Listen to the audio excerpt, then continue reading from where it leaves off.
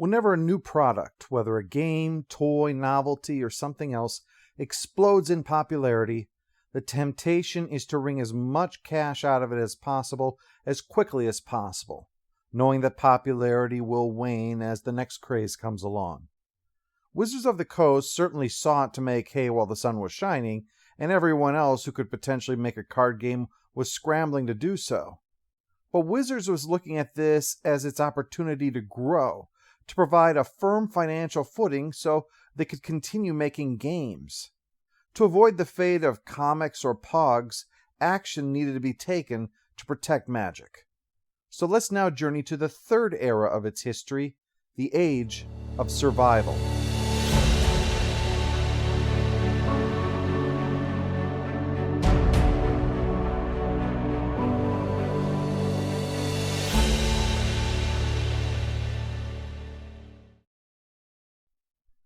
Magic was flying off the shelves as fast as it could be packed upon them, yet Wizards was facing a serious problem with how to deal with a big reason that was taking place: the speculators. They were the same threat that had harmed baseball cards and comic books. Right now, they saw rising prices for Magic the Gathering products, and so were buying Magic cards for their value as assets rather than for a love of the game or of collecting. Cards were being printed and weren't getting into the hands of the players because they were being held by someone trying to make a quick buck, and they were seen as the existential threat to the game that they were. They had all had a front row seat for the bursting of the comic bubble, after all, and they could see that Magic was in the same predicament. Magic wasn't just a collectible, because after all, Wizards wasn't a collectible company. Denying cards to players kept them from being able to inject fresh and interesting content into their decks. This thus presented a twofold problem. First, they had to undo the consequence of speculator card hoarding, and they had to somehow ensure that Magic did not repeat the same problem that baseball cards and comic books had. So the plan was to beat the speculators to the punch. Rather than wait for the bubble to burst, they wanted to begin to deflate it intentionally, a controlled implosion to avoid harming the game. The intention then was to overprint their next set, Fallen Empires, and have large print runs on the two sets after that, so that the speculators would be driven off and the game could be back in the hands of players and collectors.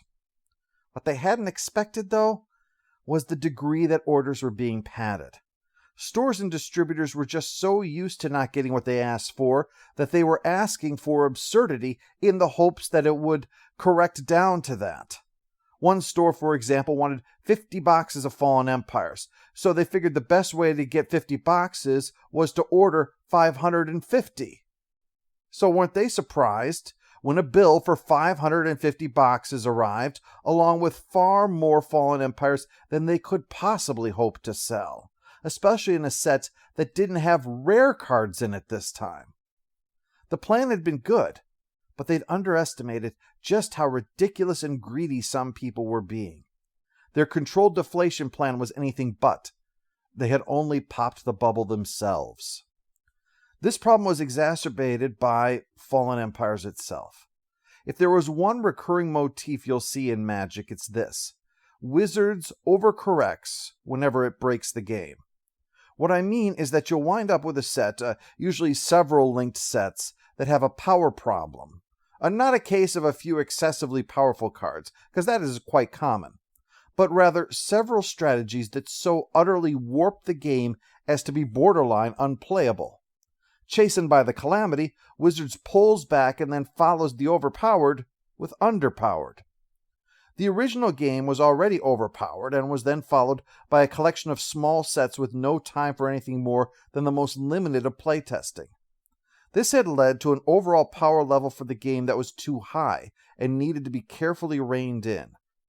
With Richard Garfield, Scaff Elias, and the rest of the team now trying to assert control, they were finally able to begin developing new sets on a lower level of power. Fallen Empires continued the story of the growing darkness caused by the Silex blast in Antiquities, but this time on the island of Sarpadia, where 5 empires were collapsing, one for each of the colors. The Order of the Ebon Hand were creating thralls as servants and wound up being destroyed by their creation. The elves faced a similar threat from Thalids, a fungus creature that they had created, which proved to be their downfall. The dwarves were overrun by orcs and goblins, appropriately representative of how they would see far more representation in the game than dwarves would. The merfolk were overrun by a migrating force of humanoid-like crabs called homerids. And the human empire of Acacia was the last holdout, but the combined might of orcs, goblins, thalids, and thralls, aided by Tevesh Szat, an evil planeswalker, brought down the last holdout on the island. Fallen Empires was flavorful and told its story through the cards, and it pushed in two areas. One was in tribal, where the creature type would matter if it was an elf, a thrall, a goblin, or so on. The other was in the use of counters, which had been with the game, but Fallen Empires was pushing it just a little bit too hard. So excessive were the various types of counters that the duelist published a cardboard cutout with the various ones to keep track of all these counters. This made the game inelegant to some players. And this, combined with the lower overall power level of the set and the excessive printing, making Fallen Empires ubiquitous, and again, there were no rares in this set, so for collectors it was much easier to get a full set. This all combined to give Fallen Empires a negative reputation, and often places it, unfairly in my opinion, in the position of worst Magic expansion. But there remained a few cards in the set that were destined for greatness in the growing organized play environment, and just in time for strategy to be taken to the next level.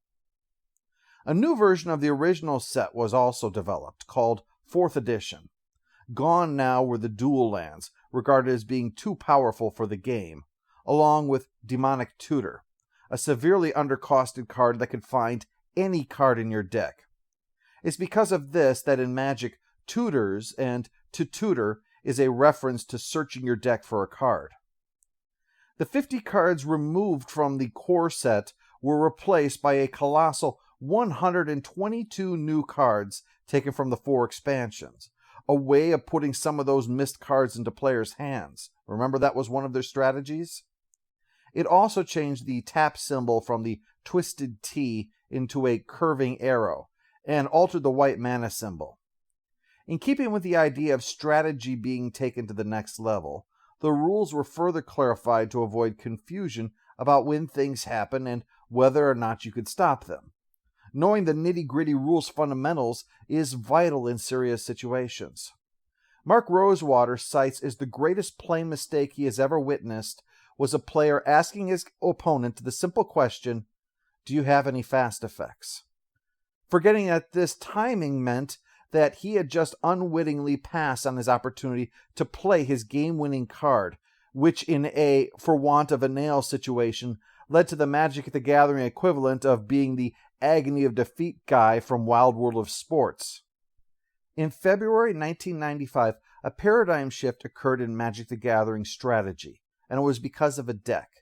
It had an easy-to-remember name, this deck. It was called the Deck.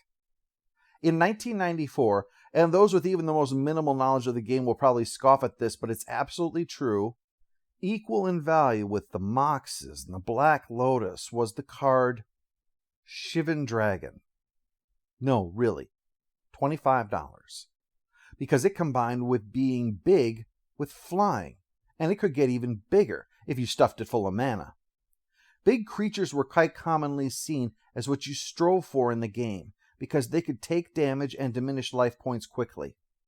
But the deck was based upon tons of fun testing by Brian Weissman and his friend Matt Wallace, who had met because of a mutual love for Street Fighter. Playing games with 40 life instead of 20, they had long and exciting matches, over which they started to discover that certain things started to make a difference. Some of the blue cards, which were already known to be powerful, were shifting the balance of power even further than what had been expected. What was making a huge difference was card drawing, because it gave more options, and making your opponent discard takes away options. The most powerful of the latter was Mind Twist, where the more you pumped into it, the more cards the opponent had to discard at random, possibly leaving them with an empty hand while yours was full. This is one of the fundamental principles of Magic, card advantage. The ability to get ahead of your opponent on cards usually tipped the balance of power substantially.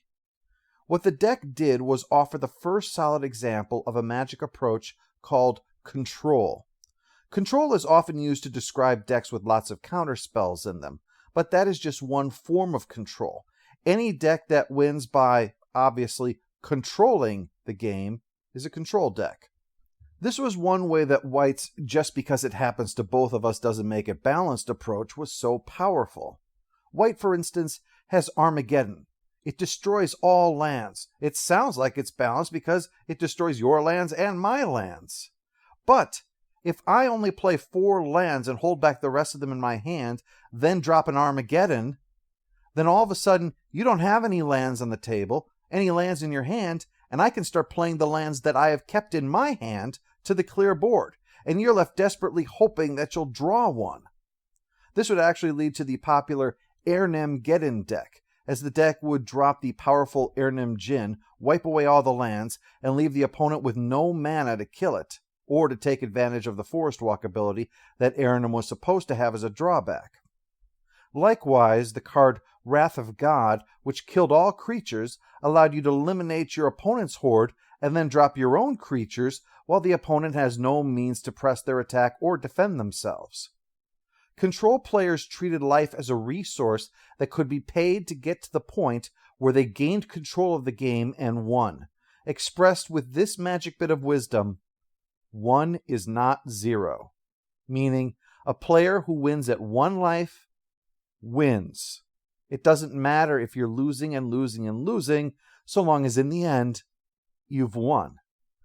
Bringing Magic theory to the next level was going to be important for a radical idea that Scaff Elias cooked up. Elias worked himself ragged on the game, sometimes sleeping at his desk, because he was very worried about the future of what they had built. Magic was in a precarious position. He didn't want to see it fail when it was obvious it had so much potential. Right now, players were spending $100, maybe $200 or even $300 a year on cards. But for how long would people want to keep doing that? What incentive was there to make that kind of financial commitment to the game? He didn't accept the prevailing view as investment because he knew the bubble would burst long before Wizards accidentally did it themselves. During this, competitive play was exploding, and the struggling duelist convocation was trying desperately to keep up. Actually, it was more like they were struggling not to trip over their own feet just trying to get out the door. So much was needed, and no one had any experience doing this kind of thing in Wizards of the Coast, resulting in a tournament environment accurately described as shambolic. Even Elias saw it was a mess. That makes it all the more amazing when Elias told everyone at Wizards of the Coast what they needed to do. Create a Magic Pro Tour. Elias had been looking at games that had staying power, everything from ancient classics like chess to modern classics like Scrabble, and even professional sports. He wanted to crack what it would take to keep people invested in the game. And he reached the conclusion that the best option would be to set up a Pro Tour, to give players something to aspire to, and have Wizards assert by this action that, while collecting cards is fine, Magic is a game first, and it is meant to be played. This aspect is what got Peter Adkinson on board from the moment Elias brought it to him. People were saying Fallen Empires was the beginning of the end, but this not only declared that Magic was a game first, but publicly shoveling resources into a Pro Tour would send the message that they didn't aspire to grab as much cash as they could before this train ran out of steam. They were investing in the game's future to make sure it stayed alive. Garfield had originally been hesitant, but was quickly swayed, comparing it to all of his favorite games that had professional play as the pinnacle. The existence of the NBA, he reasoned, didn't stop people from playing basketball in the park. It gave them a dream that maybe one day they too could have the skills to achieve those heights. But as I previously mentioned, Garfield was the band's frontman. Elias was the one handling all the practical issues, so that while Garfield had given this his blessing, He was far more focused on the game than on pushing this as a new corporate policy. Fortunately, the frustrating flat hierarchy that meant stuff like the Dark and Homelands could be made over their objections could also be used to advance this agenda, so that even though Elias wasn't in charge of organized play, he was free to pursue an organized play organization anyway. Sometimes anarchy can work in your favor. Like Lisa Stevens, Rick Ahrens was trying to bring more of a business professionalism to Wizards of the Coast, to ensure that the company didn't collapse due to its own fumblings while handling a once-in-a-lifetime property. Ahrens was also immediately sold on Elias's idea, seeing what this had done for sports, where Ahrens' own passions lay. So Ahrens reached out to ProServe, the sports marketing company that handled professional tennis. Because of the timing, with cable sucking away the power of broadcast television, the certainty for the future for ProServe was, well, uncertain. So they were all too willing to listen to the radical idea of a Magic Pro Tour. Of course, while Elias was brand manager, his official title at Wizards, while pursuing the Pro Tour for the future, he was still nevertheless heavily invested in the game itself, because it was finally time for Ice Age. No longer was it going to be a replacement for the Gathering series. Ice Age was to be another expansion, except a massive one. It was made so that you could play it with all the previous cards, but it was also made along the original lines of being able to replace it. In other words, you didn't have to have all the old cards. You could play Ice Age entirely on its own. As a result, a lot of cards were reprinted or effectively reprinted. The removal card Swords to Plowshares was brought back, as was Prodigal Sorcerer as a new creature, Zurin Spellcaster. Other cards had some modified versions of them. Terror, which could kill any creature unless it was black or an artifact, was now replaced by Dark Banishing, which could kill any creature unless it was black. Some of these were to try to make the cards more balanced. Incinerate was Lightning Bolt, but it cost an additional mana. In return, it was able to kill creatures that could normally regenerate. Brainstorm was seen as a watered-down Ancestral Recall. It made you put 2 cards from your hand back on the library, although this was still too powerful in the end. The set tried new versions of dual lands to replace the originals. One was nicknamed the Depletion Lands because you could only use them every other turn, and the other was Pain Lands because if you tapped them for colored mana, you took a point of damage. The set also introduced what became known as cantrips, cards that had a weak ability but then let you draw a card in order to replace it. Although still a little gun-shy on power, they made you wait until the next turn to get the card. Of course, there were new card ideas in there as well. For example, Elias personally made a new black enchantment for the set that he thought could be really interesting. It was called Necropotence, which allowed you to pay life for cards at the cost of no longer being able to draw for free like you normally could. Inquest magazine, though, declared it to be the worst card in the entire set. Ice Age also introduced a couple additional elements to the game. One was cumulative upkeep. Some cards had their power and or cost balanced by needing to pay for them again and again during your upkeep. This is a policy that Wizards has largely moved away from these days.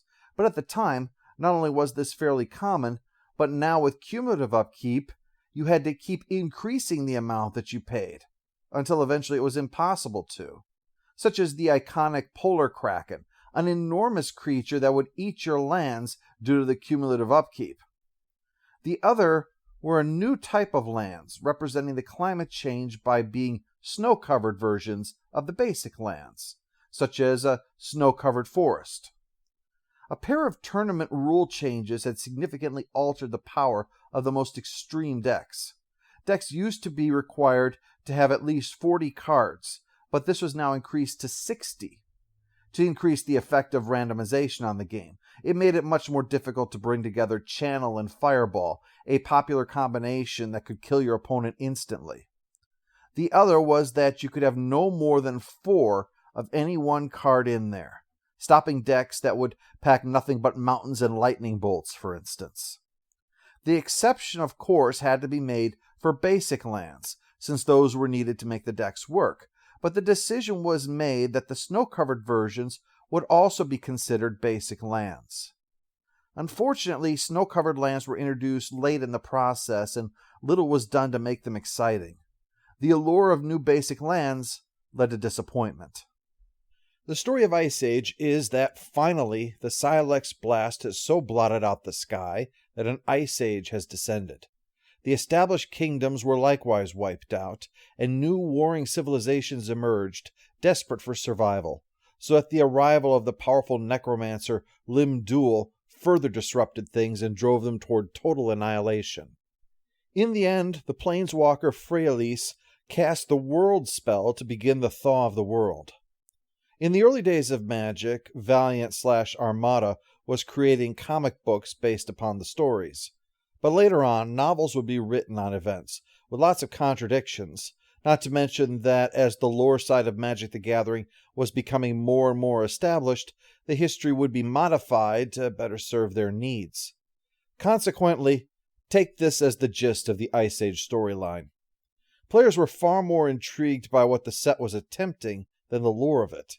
The concept of a set that could stand alone was considered risky at Wizards, hence delay after delay for its release. But it was paving the way for the game's future. The following month, Wizards released another set in its attempt to address the problem that speculators and low print runs had caused. 4th edition had worked somewhat to mitigate the damage, but originally there had been a plan to reprint some cards in a Best of 1994 set. In the end, what they did was reprint some select cards in what was considered a companion set to 4th edition, and thus were also white-bordered, and it was called Chronicles.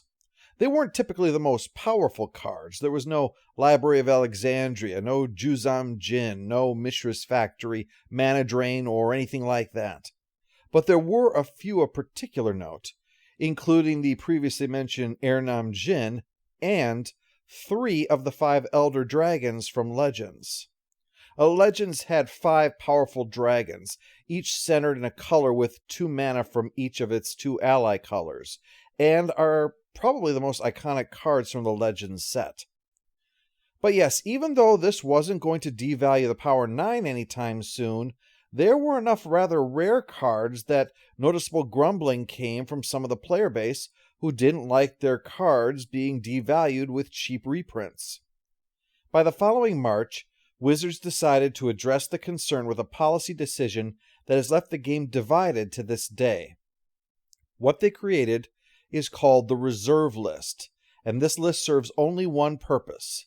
It contains a list of all of the cards that Wizards of the Coast has agreed to never reprint in a future set, a list that would grow as time went on. The list has been refined over the years, first because it was agreed that continuing it on in perpetuity would mean that much of their history was being trapped behind a list of cards that could never be used again, no matter how useful they might be. So once the set Mercadian Masks came along, they announced, from now on, no more cards are being added to the reserve list. It was also supported by the community to remove the commons and uncommons from the list, which has allowed Wizards to present many classic cards with modern wording and templating. The reserve list is contentious, and basically can be divided into 3 camps. Those who don't want their cards devalued, those who feel the reserve list harms the game, and those who feel that Wizards of the Coast needs to keep their word. All 3 positions do have a legitimate point. Legal scholars say that if Wizards were to remove the reserve list, they would win any lawsuit that would be brought against them, but that people would still have standing to try, which is likely the reason that the policy remains, given the uptick in reprints over the past decade and the popularity of a format which is called Commander. In an ironic twist, Commander probably wouldn't exist if it hadn't been for Chronicles. With the growing Duelist Convocation, later DCI, needing as many volunteers as possible to coordinate all the tournaments being made, and soon the even more important need with the Pro Tour, well, a lot of gamers were involved as judges, and thus they were unable to themselves play. But after running tournaments for the day, they would sometimes get together and play a special house variant of Magic called EDH, which is short for Elder Dragon Highlander. Elder Dragon meant that you played with one of the 5 Elder Dragons from Legends, made much easier thanks to Chronicles reprinting 3 of them, including the popular Nicol Bolas. Highlander is a deck construction method where you are only allowed to use one of any card except for basic lands. Thus, there can be only one.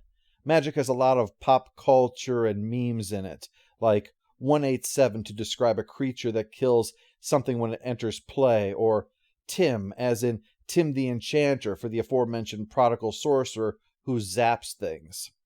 Wizards refers to Highlander as Singleton because they try to avoid doing that sort of thing in their official documents and such, although sometimes they are forced to have to address it, such as when a deck which has absolutely no lands in it gets completely out of control, and thus wizards must make a statement addressing the problem of, oops, all spells! The rules for EDH were that you made a 100-card deck, plus your Elder Dragon that was placed off to the side.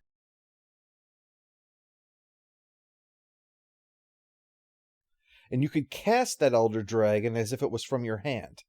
And whenever it died, you put it aside and you could cast it again later. It was kind of like an avatar for the player themselves. Over time, even though it was called Elder Dragon Highlander, it was changed so you could choose any legendary creature to serve that role. Eventually, Wizards of the Coast decided to test release product for players of EDH when they called it Commander, and it's now a staple part of Magic and the most popular unsanctioned format in the game. Hence the reserve list being a problem. The pool of cards for Commander goes all the way back to Alpha, and with reprints of certain cards forbidden, there are some obstacles to play. Now this makes the position of 2 of these camps very obvious. The ones that want to see the reserve list go are those that see it as an obstacle to being able to play the game to the fullest. You need cards, and you can't get cards because they're not allowed to reprint the cards. And of course, the third group mentioned is obvious as well. If Wizards says they'll do something and then they don't do it, well, then you can't trust them. But the third, those concerned about the cards being devalued, that's less obvious and something we should probably address. Because you would probably assume that this would be collectors. The reserve list, after all, was originally addressing their concerns. But in truth, collectors would have very little to worry about. Let's take a look at the card Shivan Dragon that I mentioned earlier as a good example. It used to be on par in value with Moxes and Black Lotuses. Not quite the same thing today. But the card has been reprinted to death. So much so, you could acquire a playlist of 4 Shivan Dragons for under $0.25. Yet if you look at the value of Alpha and Beta Shivan Dragon, it hangs around $3,000. Again, you could probably get 4 of them for under $0.25. Reprints didn't harm its value because the value of those Alpha, Beta, and Unlimited cards is driven by their scarcity. And naturally, collectors seek quality versions of the cards. The faded, stained, and just plain worn out versions, those are not in the hands of collectors, they're in the hands of players. If Wizards started putting Moxes in cereal boxes, the only Moxes that would fall in value are those that are too poor to have any intrinsic value as a collectible. Anybody who was willing to pay $5,000 for a Mox Pearl was always prepared to pay $5,000 for a Mox Pearl, regardless of whether or not there was a reprint. While worn-out versions of the Power 9 and heavily played versions of other early cards that are highly valuable in tournaments might see a price drop in reprints, the cards that would probably most significantly be impacted if Wizards were to ever reprint them would be the original 10 dual lands. A Volcanic Island, for instance, which you can use 4 of, which can be used in Vintage, Legacy, and Commander, means that a lot of people need a lot of copies for a lot of formats, but there aren't a lot of cards. It's so bad, in fact, that even the non-collectible versions of dual lands are highly sought. You can find versions of the card that were officially released by Wizards, but that are banned from official tournament play, that are still worth hundreds of dollars. Let me repeat that. People are paying hundreds of dollars for a card that has no collectible value and no tournament value. These are the people that we're talking about here. These are the ones that are saying, I'm concerned about my cards being devalued. Not collectors, not greedy speculators or old fogies who pulled the ladder up after them. For them, this is the equivalent of buying a scored used PlayStation 5 for full retail price, only to learn that Sony is going to be selling PS5s by the truckload at Walmart for 90% off. I admit, personally, I would be in favor of eliminating the reserve list, but I should also admit I don't have anything like that to lose if they did. After Chronicles was released, it was quickly followed in Europe by the set Renaissance, which served much the same purpose, putting out-of-print cards into those players' hands, and in French, German, and Italian. It was the following fall that saw the first new set after Ice Age, the release, despite concerns from Garfield, Elias, and the rest of the design and development team, of Homelands. Being an old set long delayed, Homelands gave us the final example of a version of the game that few liked, and it was called Ante. The idea behind it was that at the start of the game, each player would have to stake a card from their deck, with the winner getting to keep both cards. Garfield thought this would allow for both a risk to playing too many rare cards, and also would be good to keep spreading cards around more. Several cards in the game even made use of this mechanic, forcing additional ante or trading places with the ante card. All banned from tournament play because A, at that level of play no one wanted to lose their valuable cards, and B, there was a fear the DCI would be running afoul of gambling laws. This holdover from the beginning was swept away. Even the novelty cards and sets wouldn't make use of it. Of all the mechanics in Magic, it is the one most dead to Wizards of the Coast. As expected, Homelands tanked. And while Fallen Empires is the whipping boy due to its ubiquity, it's Homelands that must be considered Magic's worst set. It looks exactly like what it is. Something made by people who love Magic and think it would be cool to make their own cards. Its flavor is its strength, but the cards themselves were unimpressive. With the exception of a few cards, Izan Shade, for example. It is extremely expensive at 6 mana, but it was immune to Black's creature removal, had protection from White, and was beyond the blast range of most red damage spells. But otherwise, the set screams, I've no idea what I'm doing. The riffs on existing effects like card drawing, countering, removal, and burn were either overcosted, inferior, or just completely non-existent, demonstrating a clear lack of understanding of the basic tools that the game needed to have. Now, this could certainly be justified if the set had used that space to explore new mechanics, but it didn't. A short-lived and frankly silly rule was created to attempt to help Homelands by requiring at least 5 cards from each expansion, which made the at least playable serrated arrows gain some popularity. And other cards from the set would be more useful when the overall power level was brought down. Mana Drain and Counterspell, for example, would eventually be deemed to be way too powerful for only 2 mana, and so Memory Lapse would be an option to sometimes fill the void of the 2 mana Counterspell slot. But mostly, Homelands is a poor card adaptation of someone's fan fiction, and the tale of the death of Faraz, the heartbreak it brought Sarah, and the machinations of Baron Sanger have given no motivation to return to Olgratha. The later set Innistrad, with angels, vampires, and gothic horror, would effectively fill the same space that Homelands attempted to carve out, making its one redeeming factor not enough. Aside of a few helpful cards, it's the set that's best forgotten. During all of this, the Pro Tour was being shaped to be the salvation of Magic, and was winning converts all over the company. Part of the plan was the development of a new way of playing the game. To bring the power level down, Wizards had stopped printing a bunch of cards. But all those cards are still perfectly legal. So all they did was they took away the chance for other players to get their hands on them, giving an unfair advantage over everyone who got them ahead of time. They did make an effort to keep things in check with a restricted list, cards like Moxes that you could have only one of in your deck. And there was even a small ban list of things that were proving problems, like Shahrazad, which was a nightmare in an environment where game length matters. The aforementioned anti-cards were on there too, plus Divine Intervention from Legends, which could end the game in a draw with relative ease.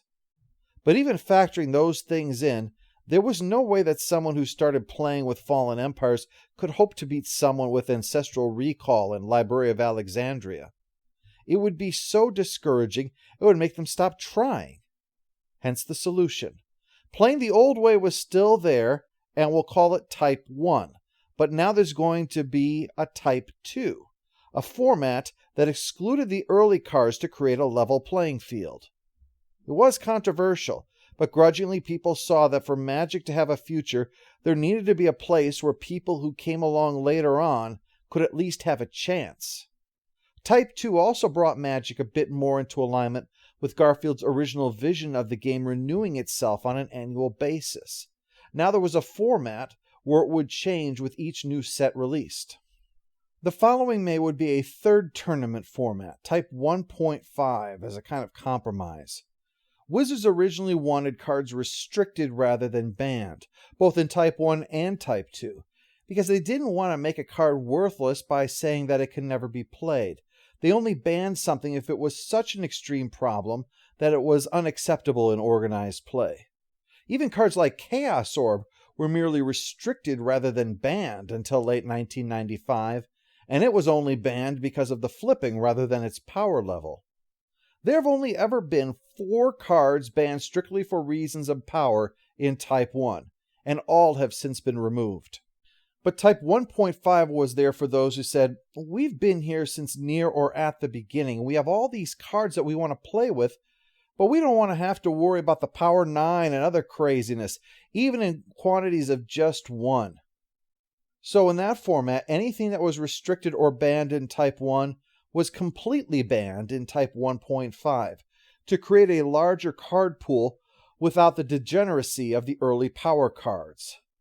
Type 1.5 would be the basis that Elder Dragon Highlander was based on, and the reason that Commander still allows cards from throughout Magic's long history.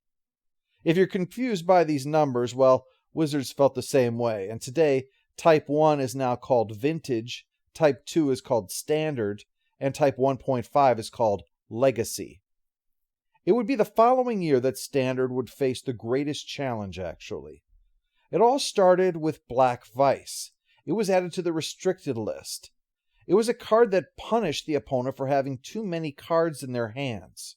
Now, since card advantage was proved to be so important, it was felt that this ability needed to be restricted. It was just causing too much problems. Little did they know that by removing it, it created such a huge gap that a dark horse emerged as the winner. Necropotence. The card that Inquest decided was the worst in all of Ice Age was now the center of black decks from that point on. The deck had proven the undeniable value of card advantage, and that life was a resource. Necropotence seemed like it was made with that philosophy in mind. Allow the player to constantly refill their hands to stay ahead of their adversaries, even if their life was dropping as a result. They just needed ways to get their life back again, which cards like Ivory Tower and Zuran Orb did. Hymn to Turok from that awful Fallen Empire set then further increased that advantage by randomly knocking 2 cards out of the opponent's hands, and Isn't Shade from Homelands was unstoppable. Pump Knights from Fallen Empires and Ice Age were also common, hence the attraction of serrated arrows, because 1 arrow token could kill them. But it wasn't enough. Necrodecks, as they were called, were so common that the 1996 season became known as Black Summer. And that fall, Hymn to Turok and Strip Mine were both added to the restricted list. But legacy tournaments and necrodecks, those were all to come. Right now, Magic needed to survive that long. By the time December of 1995 hit, the Duelist was officially announcing the possibility that you could be a professional Magic player. The Pro Tour was now official Wizards of the Coast policy. The wheels were spinning, people were excited, and yet, back in Washington, Peter Adkison had to grudgingly do what he'd been afraid of for some time. Wizards of the Coast had been made to create RPGs. That's where his first love was. But the problem was, role-playing wasn't carrying its own weight. Magic made money hand over fist to prop up a side of the business that just wasn't doing good business. What they were trying to do with things like the Pro Tour was to reinvest funds into Magic in order to make it sustainable, maybe even growing. Bertrand Lestrie, for instance, who had flown all the way from France to Gen Con in 1994 and come in second place at the championship, hadn't actually touched a Magic deck in 6 months until FedEx dropped off a surprising package for him. He was now working in Britain, but this was a surprise. An all-expense-paid trip to New York to play in the first ever professional-level Magic the Gathering event, with a chance at a huge prize. That was for those who were above 18. Remember that Yu-Gi-Oh! And Pokemon were years down the line, normalizing the idea of children participating in tournaments. At this time, the idea of having a child buy in to participate in a card tournament for a chance to win a huge cash payout sounded like it was trying to entice minors to gamble. Rather than risking earning parental ire or even possibly doing something illegal, they instead came up with the idea of offering scholarships. You still got a big cash payout, but specifically to pay for your higher education. There were many instances of people who hadn't even been planning on going to college, who wound up not only getting a degree, but even went on to get a more advanced degree, all because they won a scholarship playing Magic the Gathering. But setting all of this up wasn't going to be cheap, hence the problem. Continuing to prop up the RPG side of the business was what the Peter Adkison that had founded this company would have done, to keep making the games that he wanted to make. But the one who had come down from the mountaintop with the splash of cold water in his face that said, "You're running a company, act like it," knew that he had to do what was right for the long-term good of the company. Without a Wizards of the Coast, after all, they wouldn't be making games of any kind. But if the company found its footing, expanded Magic properly, turned it into something growing and sustainable, then eventually they could have the means to return to RPGs. With a full war chest, name recognition, a solid infrastructure in place, and developed talent to get there. The department was shut down. Many members of the team were let go, and it was heartbreaking. But Adkison had made the call. Let's return to this market as victors, not slide into bankruptcy out of misguided romanticism. They had taken all the steps that they could to ensure that Magic would survive. But Adkison had had to amputate a precious part of his company to do it.